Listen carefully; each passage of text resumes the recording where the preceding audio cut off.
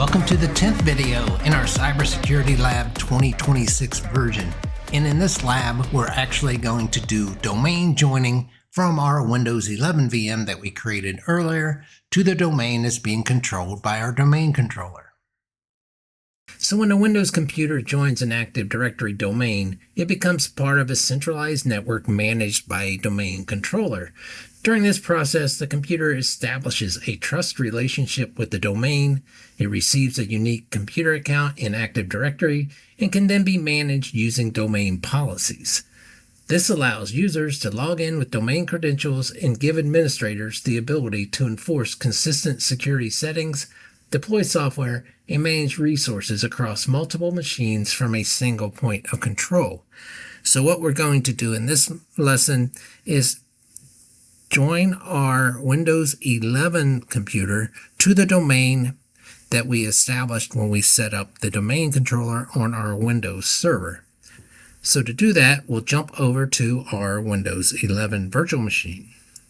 So on our Windows 11 virtual machine, the first thing that we want to do before we can join the domain is we want to set our DNS to the IP address of our domain controller, because when we installed the Active Directory domain services to our domain controller, we included DNS. So basically, our domain controller acts as a DNS server for all the workstations in our domain. So to do that on a Windows 11 machine, you see the icon on the lower right-hand corner for Network Internet Access. You right-click that, and then you select Network and Internet Settings. From this pop-up, then you would choose Ethernet. And now to set up our DNS assignment, first we'll review our IP address. So we'll select Edit under IP assignment. And we're going to change this to manual and just IPv4. So remember, we had also set up a static IP address through pfSense.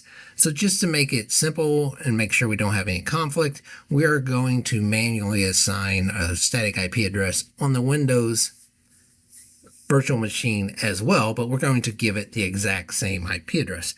So the IP address for this VM should be 10.0.1.2, and it has a subnet mask of 255.255.255.0, which is the equivalent to a /24.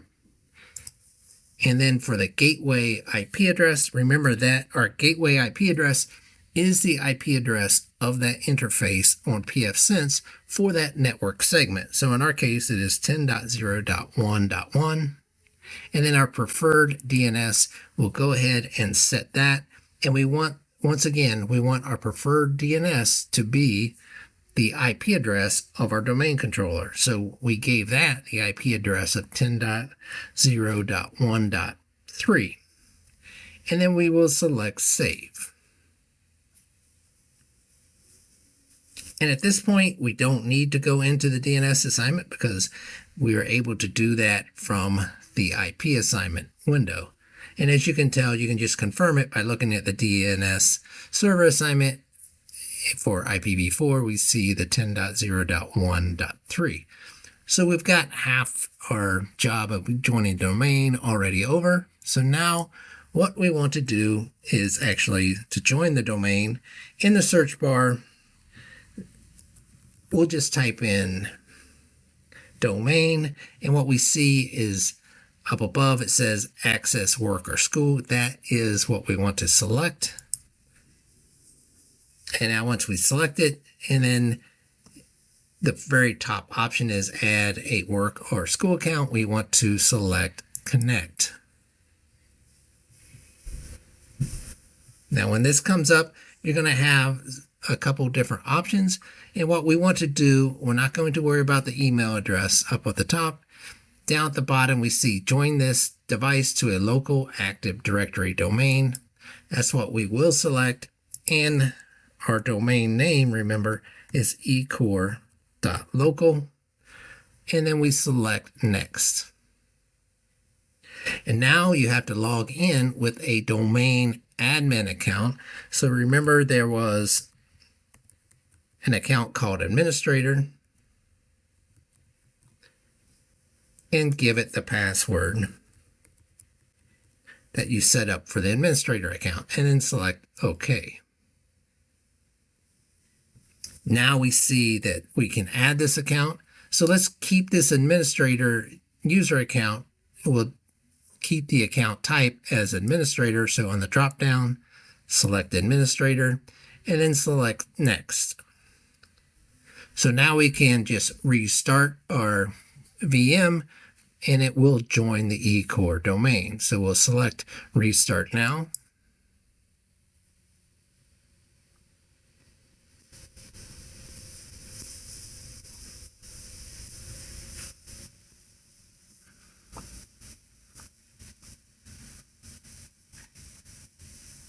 And while this restarts, I will pause it. So the computer is restarted and you see we're presented with the eCore/administrator. That means that is the domain, and it's actually asking for the administrator to log in because that is, we use that account initially. But what we can do is go to other user, and what this will do is also test. Remember, we set up an account for Philip Price. So we'll type in the name of the domain, a backslash, and then pprice is the login name, and then we give it the password that we created when we created the pprice account, and then we select enter. So right away we're seeing it's logged in and we were using a network account. So since it's a network account, it's the first time it's logged in with that account.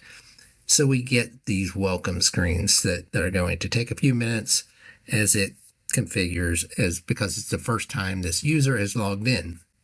But this is already like the first test to see if we were successful at joining the domain, because we were able to log in with a domain account.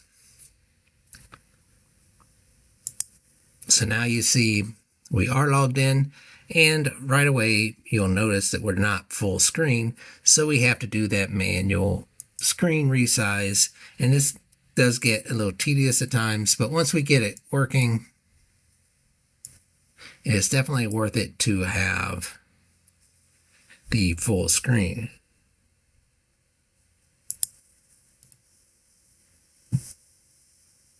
And now we've popped to full screen.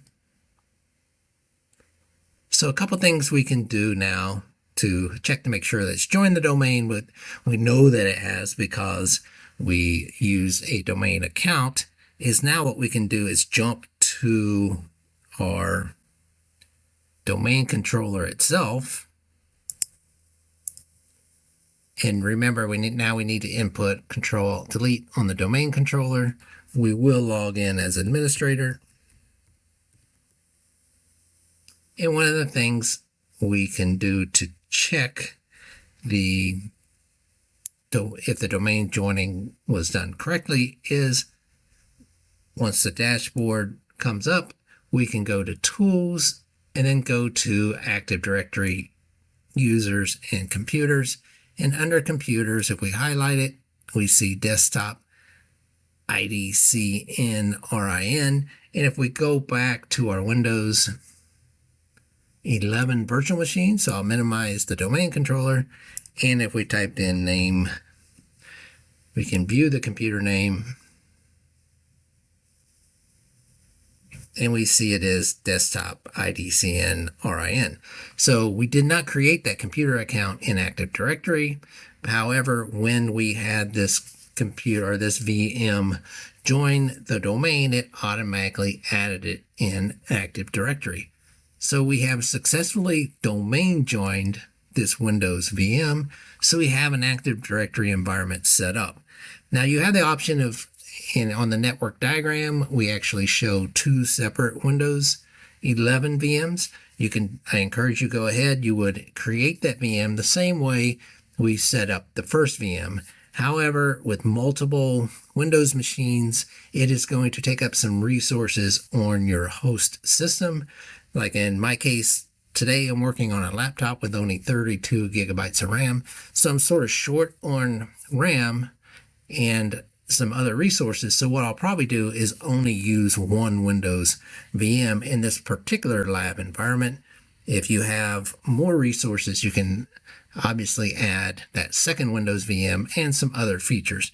But right now what we have done is we have successfully joined our eCore domain with our Windows 11 VM, and we are using our domain controller that we installed Active Directory on that Windows server to create that domain controller. So at this point, we have a functioning Windows domain, and you can see we also are able to open up a browser.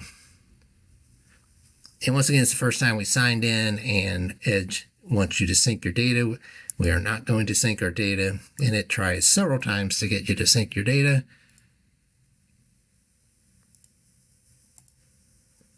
And now we have done it. Okay, so now we have internet access. We can search through the browser.